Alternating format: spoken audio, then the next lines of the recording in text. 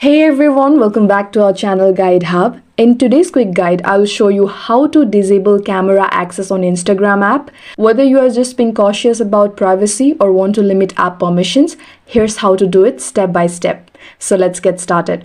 First, go to your phone's settings. Then locate the button called Apps and Notifications and tap on it. Then tap on the search icon located at the top right corner of the screen and search for Instagram. Tap on it. Then tap on Permissions and then tap on Camera. Select Don't Allow or Deny to turn off Instagram's access to your camera.